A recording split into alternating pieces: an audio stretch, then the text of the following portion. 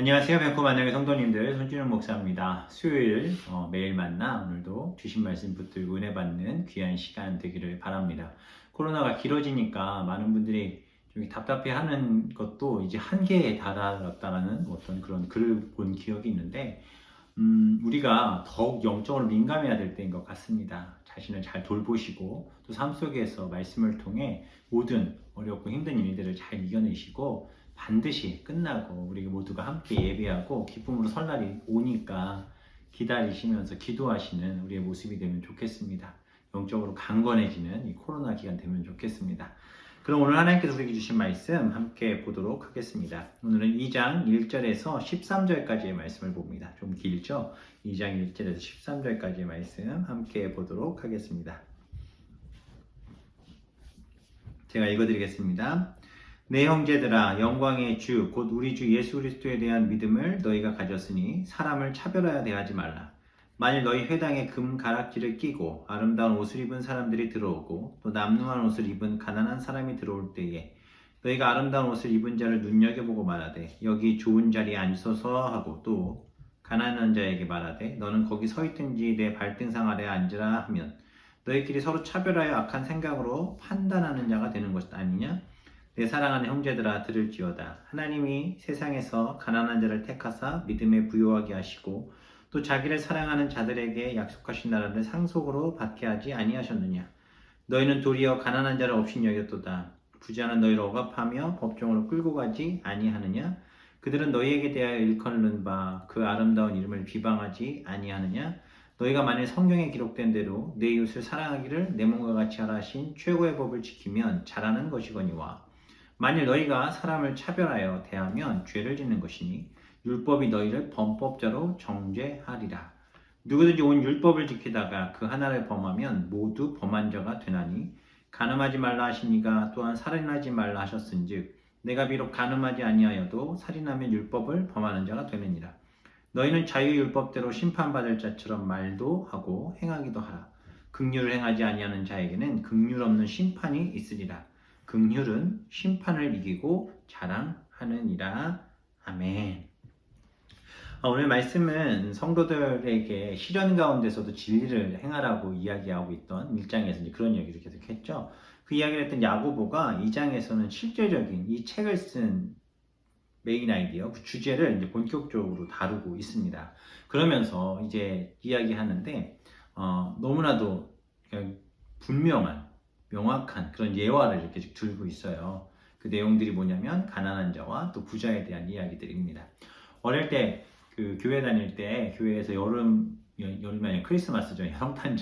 성탄절만 나가면 연극을 했는데 그때 연극할 때 제가 주인공도 하고 조연도 하고 이렇게 했었는데 참 기억에 남는 연극이 있습니다. 제목은 생각나지 않는데 예수님이 거지의 모습으로 사람들 문 앞에 와서 문을 두드리시는 거예요. 그러면서 먹을 것 좀 주세요. 뭐 추운데 옷 좀 주세요. 뭐 이런 이야기를 하거든요. 근데 아무도 그거에 대해서 반응해 주잖아요. 먹을 것도 주지 않고 옷도 입혀 주지 않고 결국 이 거지가 추운 밖에서 덜덜덜 떨다가 이렇게 죽어요. 뭐 이런 것. 근데 놀라운 것은 그 거지가 찾아간 집이 다 어디냐면 다 교회 다니는 장로님 집, 목사님 집, 집사님 집. 밖에서 두들기는 거지는 외면하고 안에선 자기들끼리 예배드리고 뭐 이런 모습들을 연극으로 저희가 했던 적이 있습니다. 오늘 본문 말씀이 딱 그 내용인 것 같습니다. 1절에서 영광의 주, 곧 우리 주 예수 그리스도에 대한 믿음을 너희가 가졌으니 사람을 차별해야 되지 말라라고 말씀하고 있어요. 다시 말씀드리면 우리가 예수 그리스도를 믿는 사람들이라면 사람을 빈부격차나 지식을 더 많이 배우고 안 배우거나 뭔가 대단한 것이 있고 없고나를 기준으로 사람을 차별하여 대우하지 말라라고 이야기합니다. 왜냐하면 영광의 주이신 우리 예수님은요, 죄인의 모습으로 이 땅 가운데 오셨고 또 가난하게 되셨기 때문입니다. 고린도후서 8장 9절 말씀에 이런 말씀이 있거든요. 우리 주 예수 그리스도의 은혜를 너희가 알거니와 부요하신 이로써 너희를 위하여 가난하게 되심은 그의 가난함으로 말미암아 너희를 부요하게 하려 하심이라. 사실 하늘 영광을 갖고 계신 예수 그리스도께서 이 땅에 인간의 모습으로 오셨다는 것 자체가 세상의 모든 차별과 또 세상의 모든 지위와 모든 것들을 그냥 다 끝내신 모습이잖아요. 신이신 예수 그리스도, 하나님이신 그분이 이 땅에 가장 낮고 낮은 자리에 오셔서 우리를 섬겨주셨어요. 왜요? 우리를 사랑하시기 때문에. 그리고 이 땅에서 누리는 우리의 모든 즐거움과 쾌락의 모든 것들은 결코 천국 가는데 도움이 되지 않는 것을 보여주시는 것만 같아요. 어제 그제도 계속 말씀드렸지만 우리가 말씀을 듣고 행함이라는 것, 우리가 어려움과 시련을 당했을 때 그것을 이겨내는 길은 뭐라고 했죠? 예수님이 걸어가신 그 길을 따라가는 길이라고 했습니다. 예수님이 이 땅에 계시며 그 누구도 차별하지 않으셨고 오히려 가난한 자와 핍박받는 자, 또 눌리고 병든 자들과 함께 하셨던 그분의 모습을 우리는 기억해야 합니다. 그 이야기를 하는 거예요. 정말 너희들이 예수 그리스도를 믿는 사람들이라면 사람들을 차별하지 마라. 그러면서 예화를 들잖아요.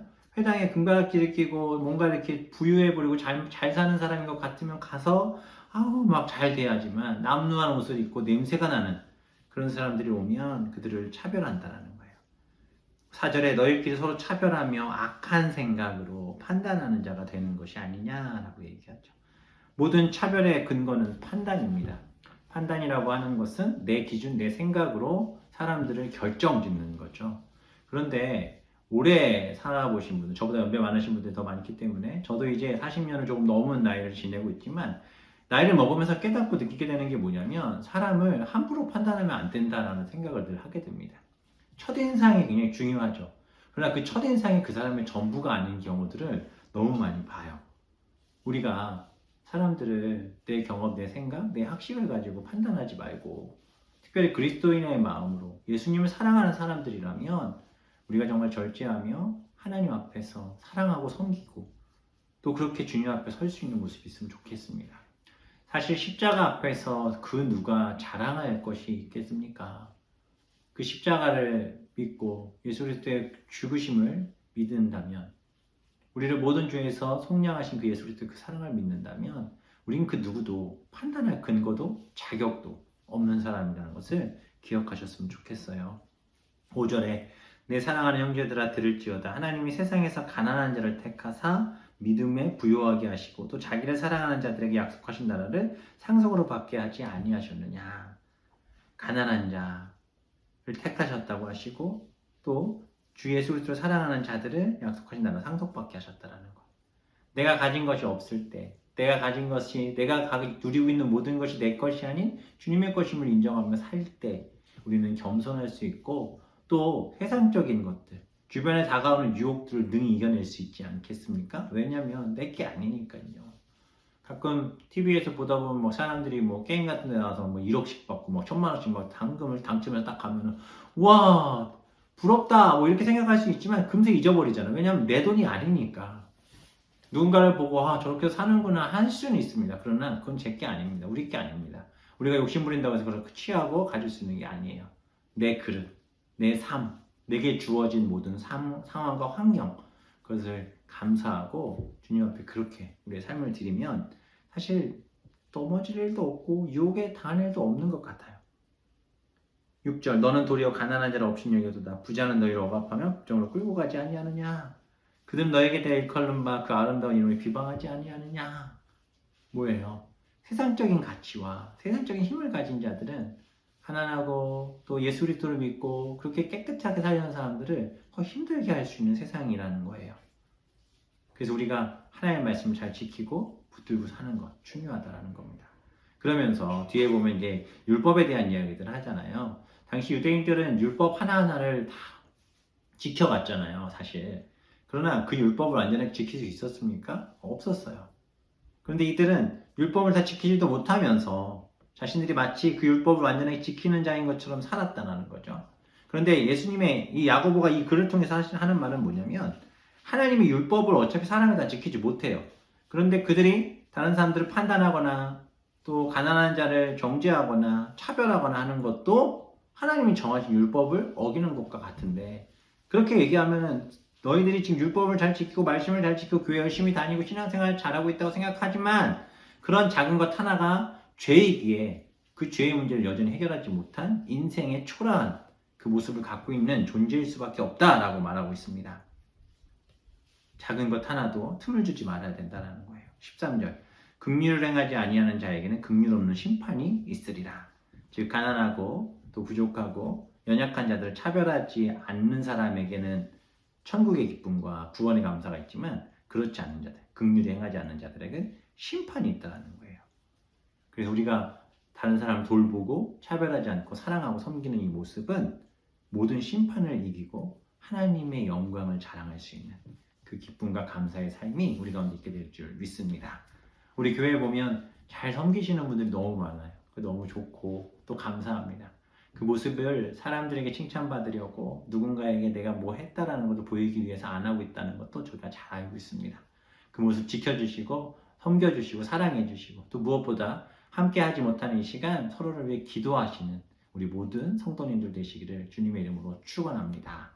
기도하겠습니다. 하늘 영광 버리고 이 땅에 오신 예수 그리스도, 그분은 우리의 모든 것들을 그분의 사랑으로 품으시고 자격 없는 우리를 사랑하셔서 우리를 구원해 주셨습니다. 가난한 자들, 병든 자들, 버려진 자들, 죄인들과 함께 하시며 그들을 구원하신 예수님의 그 사랑을 믿고 돌아보면 우리 역시 그러한 죄인이기에 우리를 구원하신 예수님을 사랑하기에 우리 역시 예수님처럼 살아가기를 원합니다. 하나님, 헛된 생각, 차별, 판단, 내 마음에 들지 않는다라고 사람들을 함부로 생각하고 판단했던 우리 악한 것들을 용서하시고 선입견 버리고 주님 주신 마음으로 사랑하고 섬겨서 죽어가는 자들을 살릴 수 있는 우리 모두가 되게 하여 주옵소서. 감사드리며 예수님의 이름으로 기도합니다. 아멘. 오늘 가족들과 어떻게 하면 좀 더 사람들을 섬기고 잘 살 수 있을까? 이제 그런 부분 한번 나눠보시고 각자에게 있는 이런 부분들에 대해 약한 부분들 한번 나눠보시고 그 부분을 하나님 채워달라고 기도하시고 또 그러시면 좋을 것 같아요. 우리 아이들도 지금 보면 얘가 커서 뭐가 되려나 싶겠지만 하나님 앞에 맡기면 정말 감당할 수 없는 하나님의 사람이 될 줄 믿습니다. 그런 믿음과 또 좋은 이야기들로 이 밤을 보내시고 주무시기 바랍니다. 감사합니다. 내일 뵙겠습니다. 안녕히 주무세요.